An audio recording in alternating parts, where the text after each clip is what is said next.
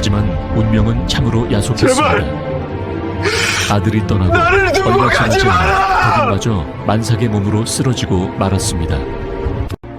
정조는 이 나라의 왕이 의빈의 인종을 명한다! 지키며 마지막 약을 직접 다려 먹였으나 소용이 없었고 제발 그녀가 살아나오! 숨을 거두자 통곡했습니다. 정조는 비문을 썼습니다. 그곳에서는 잘 사랑하는 있느냐? 너는 어질구하는 바가 많고 보고 이로써 싶다. 슬프고 애가 타며 아프다. 보고 싶구나. 사랑한다. 천하를 다 가졌으나 정작 마음속에 품은 단 한 여인의 마음을 얻기 위해 평생을 기다려야 했던 사내, 그리고 왕을 연모하면서도 중전에 대한 의리를 지키기 위해 그 사랑을 15년이나 가슴속에 묻어두었던 올곧은 여인.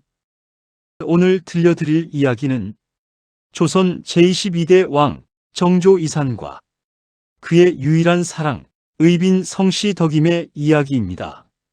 옷깃만 스쳐도 인연이라는데 이 두 사람의 인연은 대체 얼마나 깊고 질긴 붉은 실로 묶여 있었던 걸까요? 자, 타임머신을 타고 저 멀리 18세기의 한양으로 떠나보겠습니다. 이야기는 1762년 임오년의 그 뜨겁고 잔인했던 여름에서 시작됩니다.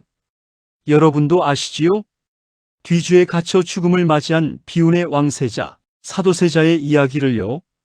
당시 세손이었던 어린 이사는 아버지의 비극적인 죽음을 목격하며 자랐습니다.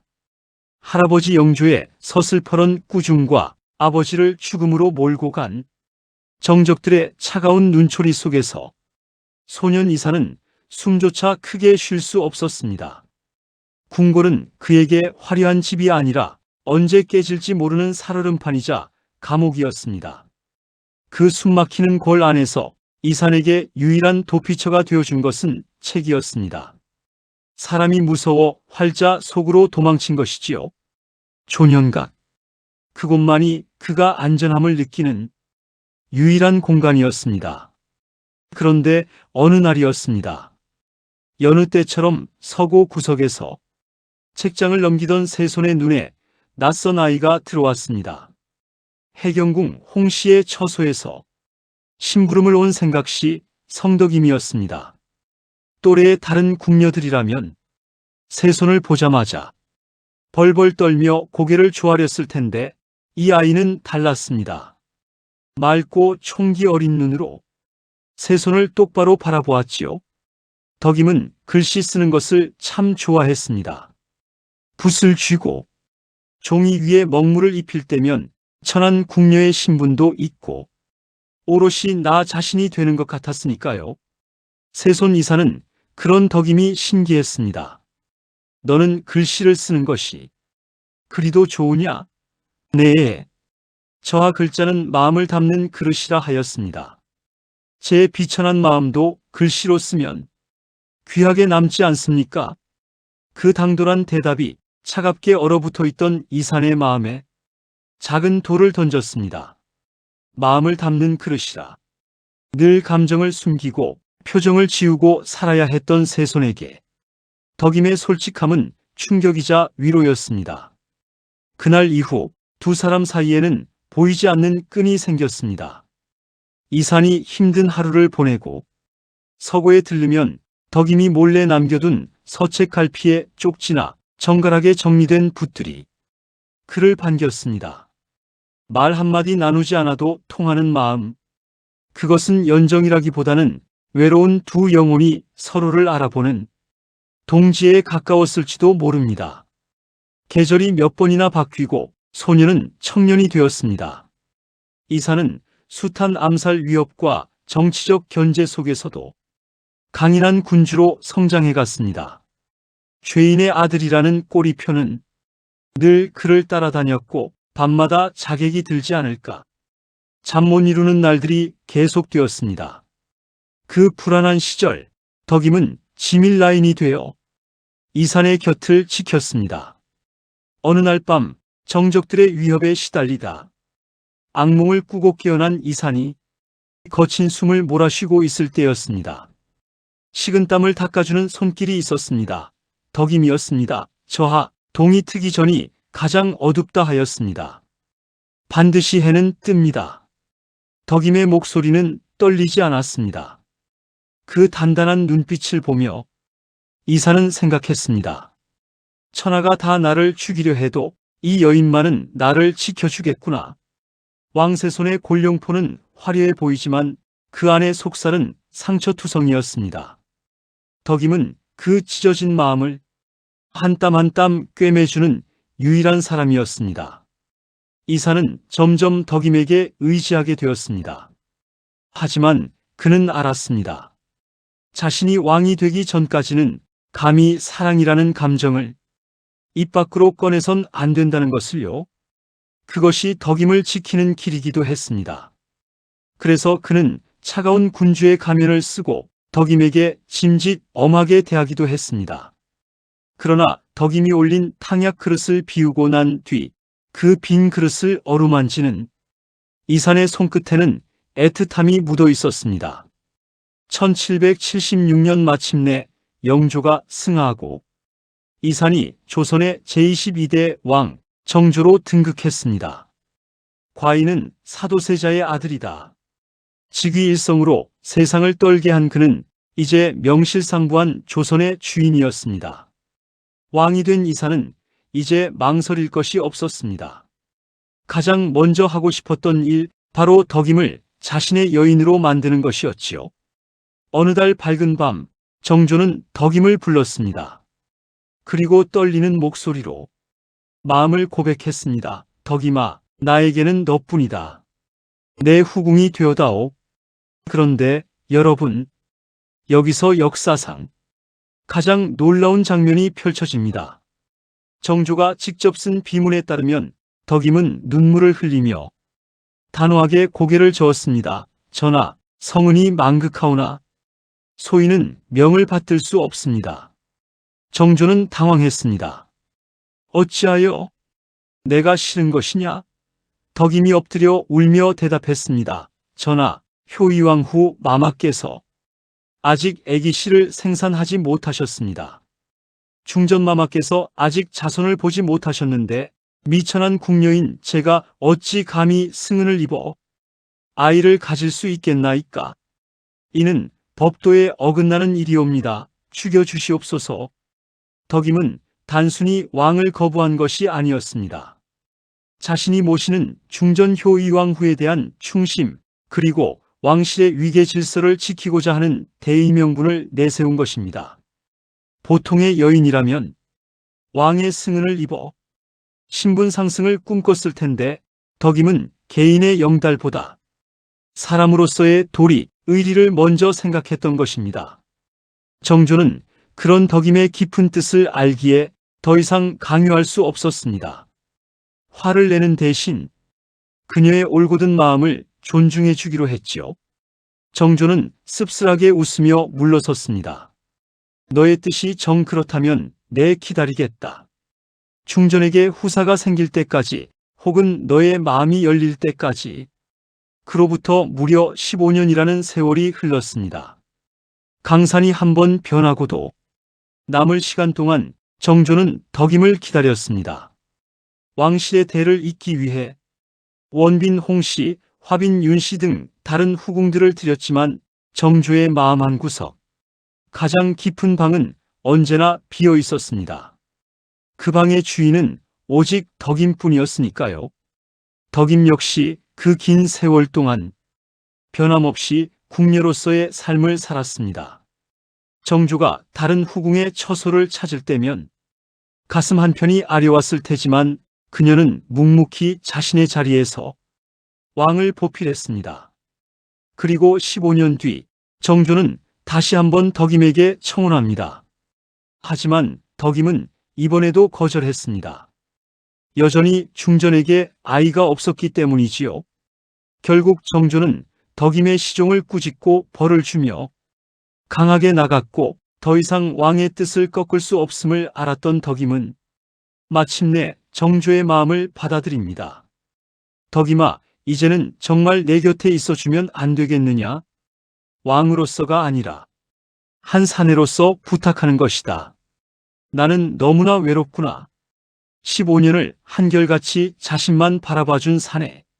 천하를 호령하지만 자신의 앞에서는 한없이 작아지는 사내. 그 사내의 지독한 고독과 진심 앞에 덕임도 결국 무릎을 꿇은 것입니다. 그렇게 두 번의 거절과 15년의 기다림 끝에 성덕임은 마침내 정조의 후궁이 되었습니다. 의빈성시. 의로울 의자를 쓴 것은 정조가 그녀를 얼마나 귀하고 바르게 여겼는지를 보여주는 대목입니다. 그녀가 그토록 지키고자 했던 의리를 왕호에 담아준 것이지요. 두 사람의 신혼생활은 늦깎이 사랑인 만큼 더욱 애틋하고 달콤했습니다. 창덕궁의 후원, 규장각의 창문 틈으로 들어오는 따스한 햇살 아래서 두 사람은 함께 책을 읽고 시를 지었습니다.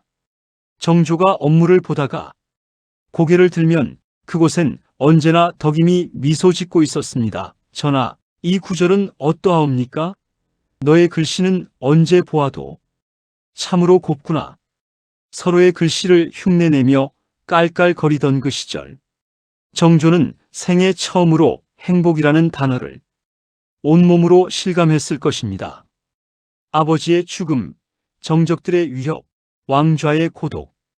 그 모든 어둠이 덕임이라는 빛 아래서 사라지는 듯 했습니다. 곧이어 사랑의 결실인 무뇨세자가 태어났습니다. 정조의 기쁨은 이루 말할 수 없었습니다. 이 아이가 장차 나의 뒤를 이어 성군이 될 것이다. 정조는 세상을 다 얻은 듯 했습니다. 비극적인 아버지의 기억을 씻어내고 사랑하는 여인과 낳은 아들을 통해 새로운 조선을 꿈꾸었습니다. 덕임 역시 어미로서의 행복을 만끽했습니다. 하지만 하늘은 참으로 무심했습니다. 신은 인간이 너무 행복하면 질투를 한다던가요?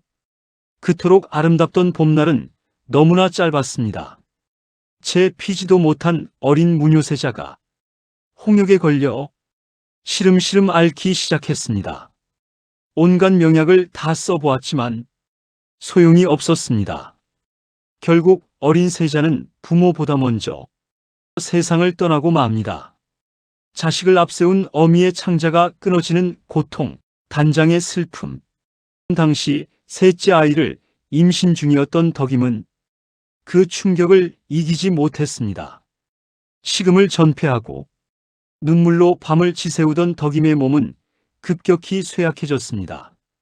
정조가 매일 밤 찾아와 손을 잡고 빌었습니다. 제발, 제발 사람한다오. 너가 없으면 나는 어찌 살란 말이냐? 그러나 덕임의 생명은 꺼져가는 등불과 같았습니다. 임종이 가까워진 어느 날 덕임은 힘겹게 눈을 떠 정조를 바라보았습니다. 전하 부디 강건하시옵소서. 그리고 부디 중전마마와 함께 만수무강하시어 이 나라를 태평성대로 이끄소서. 소인은 먼저 가서 기다리겠사옵니다. 그것이 마지막이었습니다. 덕임은 뱃속의 아이와 함께 정조의 손을 잡은 채 영원히 잠들었습니다. 1786년 9월 그녀의 나이 34이었습니다. 그날 궁궐이 떠나가라 울부짖는 소리가 들렸습니다. 점잖고 냉철하던 군주 정조는 없었습니다. 짐승처럼 울부짖으며 사랑하는 여인의 이름을 부르고 또 부르는 아내를 잃은 한 남자의 절규만이 가득했습니다. 덕임아, 덕임아, 어찌 나를 두고 가느냐? 덕임이 떠난 후 정조는 폐인처럼 지냈습니다. 그는 덕임이 머물던 처소에서 며칠 밤을 지새우며 직접 먹을 갈아 비문을 썼습니다. 조선 역사상 왕이 후궁의 비문을 그것도 마음을 담아 직접 짓는 것은 전례가 없는 일이었습니다. 정조는 이 비문에 두 사람의 첫 만남부터 거절 그리고 이별까지의 모든 과정을 상세히 기록했습니다. 사랑한다. 참으로 사랑한다. 살아서는 너와 함께 늙어가기를 바랐는데 이제 너는 가고 나만 홀로 남았구나. 너가 죽고 나니 내 마음이 갈 곳을 잃었구나. 한 글자 한 글자 눈물로 새긴 그 문장들이 수백 년이 지난 지금도 우리의 가슴을 울립니다. 덕임이 떠나고 정조는 일에만 매달렸습니다. 수원 화성을 짓고 백성을 위한 정치를 펼치며 조선의 르네상스를 이끌었지만 신하들은 보았습니다. 왕의 눈빛이 언제나 먼 곳을 허공의 어딘가를 향해 있다는 것을요. 어쩌면 그는 하루라도 빨리 이승에서의 과업을 마치고 덕임과 무뇨세자가 기다리는 그곳으로 가고 싶었던 것은 아닐까요? 덕임이 떠나고 14년 후 1800년 정조 역시 조용히 눈을 감습니다. 그가 마지막으로 남긴 말은 기록에 없으나 우리는 짐작할 수 있습니다. 그토록 그리워하던 덕임이 마중을 나왔으리라는 것을요. 봄이 오면 창덕궁 후원에는 매화가 흐드러지게 핍니다. 꽃잎이 눈처럼 흩날리는 그곳 어딘가에서 무거운 골룡포를 벗어던진 이산과 붉은 끝동 궁녀복을 벗은 덕임이 나란히 앉아 책을 읽고 있을 것만 같습니다. 더 이상 왕도 아니고 궁녀도 아닌 그저 서로를 연모하는 평범한 연인으로서 말이지요. 사랑은 가도 옛날은 남는 것.